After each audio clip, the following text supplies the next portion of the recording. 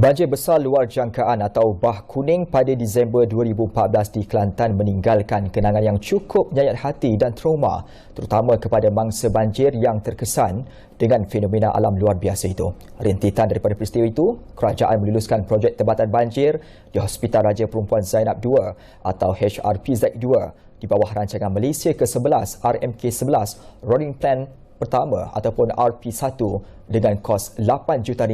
Malah projek itu merupakan yang pertama dilaksanakan di fasiliti kerajaan sedia ada. Ikuti laporan disediakan wartawan Ikram Rosli.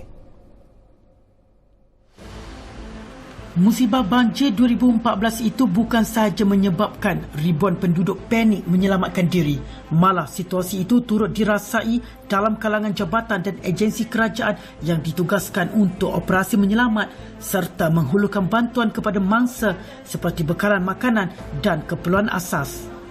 Mengikut statistik Majlis Keselamatan Negara, lebih 170,000 keluarga di negeri itu terpaksa dipindahkan ke 170 pusat pembinaan sementara dan 1,927 buah rumah musnah dihanyut arus deras.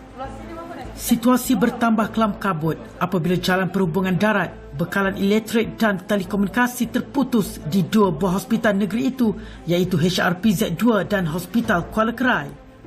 Menceritakan pengalaman melalui detik-detik cemas ketika bertugas apabila air mula memasuki kawasan hospital, rata-rata petugas di HRPZ2 terpaksa bertungku lumus memindahkan beberapa pesakit ke Hospital Universiti Sains Malaysia Kubang Kerian menggunakan kenderaan lori daripada Agensi Angkatan Pertahanan Awam Malaysia serta Jabatan Bomba dan Penyelamat Malaysia. Masa tu kebanyakan elektrik di cut off sebab air makin naik. Kita pun pindah dengan kereta bomba lah. Bila sampai dekat USM, masa tu bangunan baru siap. Jadi kita HRPZ belaka set up untuk ICU patient dekat HRPZ. Bagi Ketua Jururawat dari HRPZ2, Mas Lila Ali pula, ketika kejadian pada 12.30 malam, kaki tangan yang bertugas tidak ramai sehingga menyebabkan beliau terpaksa memindahkan beberapa pesakit kanak-kanak yang berada di wad unit rawatan rapi apabila air mula naik sehingga paras pinggang. Oleh kerana keadaan banjir semakin parah dan generator semasa itu tidak mampu lagi menampung keperluan pesakit kami, masa itu elektrik pun sudah cut off. Kami terpaksa berpindah sekali lagi ke HUSM, menaiki truk bomba dan tentera. Di sana kami menumpan di bangunan baru Jabatan Kecemasan USN yang baru siap dibina dan masih belum beroperasi sepenuhnya lah.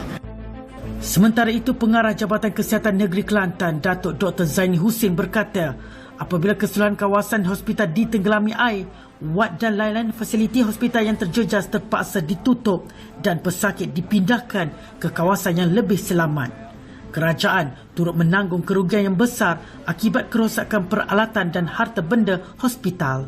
Jadi ini merupakan projek yang pertama di hospital di Kementerian Kesihatan di Malaysia dan kita haraplah ia dapat berfungsi dengan baik insya-Allah. Dan juga kami di Kementerian Kesihatan ataupun Jabatan Kesihatan akan dapat memberi perkhidmatan perubatan kepada masyarakat khususnya mereka yang dirawat di Hospital Raja Perempuan Zainab II. Bagi Ketua Penyelia Penolong Pegawai Perubatan HRPZ2 merangkap Ketua Bilik Gerakan Banjir Suzura Hassan berkata, projek tebatan banjir itu merangkumi beberapa skop utama iaitu pembinaan pagar konkrit, saliran air serta lain-lain kerja mekanikal dan keelektrikan seperti sistem pam air dan sistem penghadang banjir. Keseluruhan kawasan hospital ini adalah kita dapati terdapat 15 pintu tebatan banjir yang mana 10 daripadanya adalah pintu besar dan sisinya adalah 5 pintu kecil lah. Jadi dengan adanya pintu-pintu ini maka keperluan kepada kaki tangan yang terlatih adalah sangat perlu di mana kita tidak menjangkakan banjir berlaku pada waktu siang hari, kemungkinan akan berlaku pada waktu malam. Pegawai Farmasi HRPZ2 Anwar Abdul Rahim berkata, langkah proaktif dan usaha kerajaan melaksanakan projek ini dilihat sangat sesuai khusus kepada fasiliti kerajaan seperti hospital.